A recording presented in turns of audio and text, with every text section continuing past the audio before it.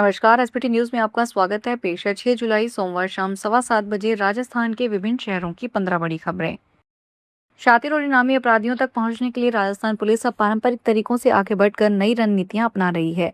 कहीं पुलिसकर्मी साधु बने, कहीं चाय वाला, जिम ट्रेनर, कुरियर बॉय या जनगणना प्रगणक। पहचान छिपाकर की गई निगरानी और लंबी रेकी के बाद पुलिस ने पिछले 2 साल में कई बड़े अपराधियों को गिरफ्तार किया। अकेले भीलवाड़ा पुलिस ने इस दौरान 26 इनामी और लंबे समय से फरार बदमाशों को दबोचा। अपराधियों को भनक न लगे, इसके लिए पुलिसकर्मियों ने संदिग्ध ठिकानों के बाहर चाय की थड़ी पर काम किया, मैकेनिक बनकर निगरानी की, जिम ट्रेनर बनकर रेकी की और जरूरत पड़ने पर साधु का वेश भी धारण किया। राजस्थान पुलिस की आरएसी कांस्टेबल भर्ती 2010-11 से जुड़ा करीब 15 वर्ष पुराना फर्जीवाड़ा अब सामने आया है। एसआईटी की जांच में खुलासा हुआ है कि एक अभ्यर्थी ने अपनी जगह डमी कैंडिडेट से लिखित परीक्षा दिलवाकर सरकारी नौकरी हासिल कर ली। मामले में नवी बटालियन आरएसी टोंक में तैनात कांस्टेबल श्रीराम मीना के खिलाफ टोंक कोतवाली थाने में धोखाधड़ी और राजस्थान सार्वजनिक परीक्षा अधिनियम 1992 के तहत मुकदमा दर्ज किया गया है। पुलिस अब आरोपी की तलाश में जुटी हुई है। राजस्थान की राजधानी जयपुर के लिए एक बेहद शानदार और गौरवान्वित करने वाली खबर सामने आई है। राष्ट्रीय सांख्यिकी कार्यालय की हालिया रिपोर्ट के अनुसार जयपुर देश में प्रति कर्मचारी सालाना औसत वेतन के मामले में पहले पायदान पर पहुंचा है। इस मामले में जयपुर ने देश की राष्ट्रीय राजधानी दिल्ली और आर्थिक राजधानी मुंबई जैसे बड़े महानगरों को भी काफी पीछे छोड़ दिया। एनएसओ द्वारा जारी इस रिपोर्ट में 10 लाख से अधिक आबादी वाले देश के 46 प्रमुख शहरों का सर्वेक्षण किया गया था। इस सर्वे के आर्थिक आंकड़ों ने साबित कर दिया कि जयपुर अब केवल पर्यटन का केंद्र नहीं बल्कि आर्थिक समृद्धि का भी नया हब बनकर उभर रहा है। रोजगार देने के मामले में भी जयपुर ने बेहतरीन प्रदर्शन करते हुए देश भर में छठा स्थान हासिल किया है। अलवर के कालाकुआं स्थित सैटेलाइट हॉस्पिटल में सोमवार को उस समय अफरा तफरी मच गई जब मरीजों से भरे एक कमरे की छत का प्लास्टर अचानक टूटकर नीचे गिर पड़ा। हादसा इतना अचानक हुआ कि किसी को संभलने का मौका तक नहीं मिला। प्लास्टर के साथ चलता हुआ छत का पंखा भी नीचे आ गिरा। इस घटना में ड्यूटी पर मौजूद डॉक्टर और एक बालिका घायल हो गए। हादसे के बाद कमरे में मौजूद मरीज और उनके परिजन घबरा गए और कुछ ही सेकंड में वहां भगदड़ जैसी स्थिति बन गई।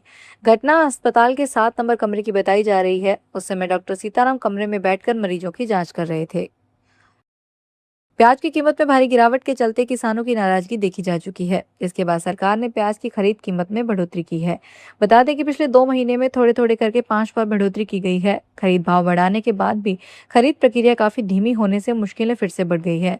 उपभोक्ता मंत्रालय ने इस पर चिंता व्यक्त की है। प्याज की खरीद प्रक्रिया धीमी होने से उपभोक्ता मंत्रालय की चिंता बढ़ गई है। मामले से जुड़े लोगों ने मीडिया को बताया कि मंत्रालय को आशंका है कि अगर मौसम संबंधित समस्याओं के कारण अगर खरीफ फसलों को नुकसान होता है तो प्याज की कीमत में उछाल आता है, तो हम कम बफर स्टॉक के साथ जमाखोरी की भी समस्या बढ़ सकती है। राजस्थान में व्हीकल लोकेशन ट्रैकिंग डिवाइस अनिवार्य होने के बाद भी ट्रांसपोर्टर को यह डिवाइस नहीं मिल रही है। ट्रांसपोर्ट संगठनों का दावा है कि इसके कारण 30 से 35 हजार ट्रक फिटनेस और परमिट की प्रक्रिया पूरी नहीं हो पा रही है। इससे हजारों वाहन खड़े हैं और ट्रांसपोर्ट कारोबार पर बड़ा असर पड़ रहा है। संगठन का कहना है कि वे व्हीकल लोकेशन ट्रैकिंग डिवाइस लगाने के खिलाफ नहीं है, लेकिन जब डिवाइस उपलब्ध नहीं हो तो वाहन मालिक नियमों का पालन कैसे करे। इस मांग को लेकर 8 जुलाई को जयपुर के शहीद स्मारक पर धरना दिया जाएगा। समाधान नहीं होने पर पूरे राजस्थान में अनिश्चितकालीन हड़ताल की चेतावनी दी गई है। राजस्थान में कृषि विभाग में भ्रष्टाचार और लापरवाही के आरोप में कृषि विभाग के 3 अधिकारियों को निलंबित कर दिया गया। ये 3 अधिकारी हैं संदीप कुमार, रजनीश कुमार और विशाल कुमार। इन अधिकारियों के निलंबन का आदेश कृषि आयुक्त नरेश कुमार गोयल ने जारी किया।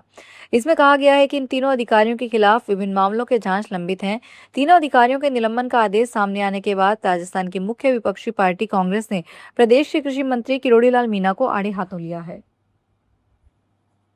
कांग्रेस के पूर्व अध्यक्ष तथा लोकसभा में विपक्ष के नेता राहुल गांधी ने कहा कि एमएसएमई विरोध सरकारी की नीतियों के छोटे उद्योगों का गला घोट रही है और इसी कारण राजस्थान के बस और ट्रक बॉडी बिल्डिंग उद्योग पर संकट आया है।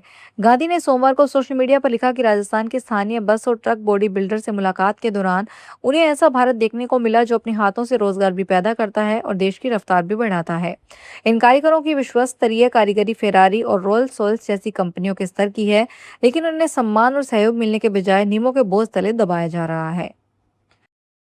जैसलमेर जिले सहित सीमावर्ती इलाकों में आई भीषण अंधड़ और मूसलाधार बारिश ने डिस्कॉम के विद्युत नेटवर्क को पूरी तरह तहस नहस कर दिया। विभागीय आंकड़ों के अनुसार इस मौसमी आपदा के कारण डिस्कॉम को करीब 3 करोड़ 43 लाख रुपए का भारी भरकम वित्तीय नुकसान झेलना पड़ा। आंधी की रफ्तार इतनी भयावह थी कि जिले के 594 गांवों की बत्ती पूरी तरह गुल हो गई और हजारों की आबादी अंधेरे में डूब गई। विभाग के सामने व्यवस्था को दोबारा पटरी पर लाने की बड़ी चुनौती खड़ी हो गई है। अजमेर संभाग के सबसे बड़े जवाहरलाल नेहरू हॉस्पिटल में सोमवार को बिगड़ी स्वास्थ्य व्यवस्था से मरीजों को परेशान होना पड़ा। डॉक्टर को दिखाने के लिए पर्ची बनवाने पहुंचे मरीजों और उनके परिजनों को घंटों तक लाइन में खड़ा रहना पड़ा। सर्वर ठप होने, बार बार बिजली बाधित होने और पंखे बंद रहने से हॉस्पिटल में मरीज और उनके परिजन परेशान होते दिखाई दिए। सबसे ज्यादा परेशानी बुजुर्गों, महिलाओं और गंभीर मरीजों को उठानी पड़ी, जो दर्द और उमस के बीच अपनी बारी का इंतजार करते रहे। जोधपुर में टेम्पो ट्रैवलर और क्रेटा कार की आपस में टक्कर हो गई। हादसे में महाराष्ट्र के एक स्टूडेंट की मौत हो गई। सूचना मिलने के बाद पुलिस मौके पर पहुंची और दोनों वाहनों को कब्जे में लिया। महाराष्ट्र से स्टूडेंट ट्रैवल कंपनी के जरिए जैसलमेर घूमने जा रहे थे। यह हादसा सोमवार सुबह कैरू जैसलमेर रोड पर हुआ। हादसे में गंभीर रूप से घायल स्टूडेंट को मथुरा दास माथुर हॉस्पिटल में भर्ती करवाया गया। राजीव गांधी नगर थाना अधिकारी रविंद्रपाल सिंह राजपुरोहित ने बताया, साहिल जाधव की हादसे में मौत हो गई, जबकि एक अन्य युवक गंभीर रूप से घायल हो गया। जोधपुर घूमने के बाद सभी स्टूडेंट जैसलमेर जा रहे थे। पुलिस हादसे की जांच कर रही है। पश्चिमी एशिया में जारी भू राजनीतिक तनाव और हॉर्मुज जलडमरू मध्य को लेकर बनी अनिश्चितता के बीच भारत के लिए बड़ी राहत की खबर आई है। केंद्र सरकार ने बताया कि उर्वरक और कच्चा माल लेकर आने वाले 15 जहाज सुरक्षित रूप से हॉर्मुज स्ट्रेट पार कर चुके हैं और भारत की ओर बढ़ रहे हैं। रसायन और उर्वरक मंत्रालय के अनुसार इन जहाजों के सुरक्षित निकलने से देश में उर्वरकों की आपूर्ति पर तत्काल किसी बड़े संकट की आशंका नहीं है। सरकार ने किसानों की जरूरतों को देखते हुए पर्याप्त भंडारण और वितरण की व्यवस्था भी सुनिश्चित कर ली है। चूरू जिले के सादुलपुर क्षेत्र के हमीरवास थाना पुलिस ने साइबर अपराध के खिलाफ बड़ी कार्रवाई करते हुए ऑनलाइन ठगी करने वाले एक संगठित गिरोह का भंडाफोड़ किया है। पुलिस ने रावत से कुंजला गांव की 2 हवेलियों पर एक साथ दबिश देकर एविएटर गेम के नाम पर लोगों को झांसा देकर ऑनलाइन ठगी करने वाले 17 युवकों को गिरफ्तार किया। कार्रवाई के दौरान आरोपियों के कब्जे से 91 Android mobile phone, wifi router, charger सहित अन्य इलेक्ट्रॉनिक उपकरण बरामद किए गए। पुलिस के अनुसार जब्त किए गए मोबाइल फोन और डिजिटल उपकरणों की कीमत करीब 1 करोड़ रुपए से अधिक आंकी गई है। जयपुर डिस्कॉम के बिजली उपभोक्ताओं को अब नया कनेक्शन, बिजली लोड बढ़ाने और कनेक्शन डिस्कनेक्ट करने के लिए बिजली दफ्तरों के चक्कर नहीं काटने होंगे। डिस्कॉम ने इन सुविधाओं को तेज और पारदर्शी बनाने के लिए नया स्टैंडर्ड ऑपरेटिंग प्रोसीजर लागू किया है। इसके तहत अब बिजली का नया कनेक्शन, बिजली लोड बढ़ाने और कनेक्शन डिस्कनेक्ट करने की पूरी प्रक्रिया ऑनलाइन होगी। सभी आवेदन निगम के ऑनलाइन पोर्टल के माध्यम से किए जाएंगे और हर स्तर पर अधिकारियों की जिम्मेदारी भी तय कर दी गई है। चित्तौड़गढ़ जिले के बस्सी सेंचुरी में जंगल बढ़ाने के लिए वन विभाग ने इस बार नई तकनीक अपनाई है। सेंचुरी के बिछोड़ नाका क्षेत्र की दुर्गम पहाड़ी पर ड्रोन के जरिए करीब 7,000 सीड बॉल, 20 से 25 किलो स्थानीय पौधों के बीज और 30 से 35 किलो घास के बीज डाले गए हैं। यह काम डीएफओ राहुल झाझरिया के निर्देशन में किया गया। वन विभाग अब सितंबर और फरवरी 2027 में सर्वे कर इन प्रयोग के नतीजों का आकलन करेगा। वन विभाग ने इस अभियान के लिए बस्सी सेंचुरी के बिछोड़ नाका का करीब 20 हेक्टेयर क्षेत्र चुना। इस हिस्से में पेड़ों की संख्या काफी कम है और प्राकृतिक हरियाली भी कमजोर हो चुकी है। फिलहाल इस बुलेटिन में इतना ही, फिर हाजिर होंगे बड़ी खबरों के साथ।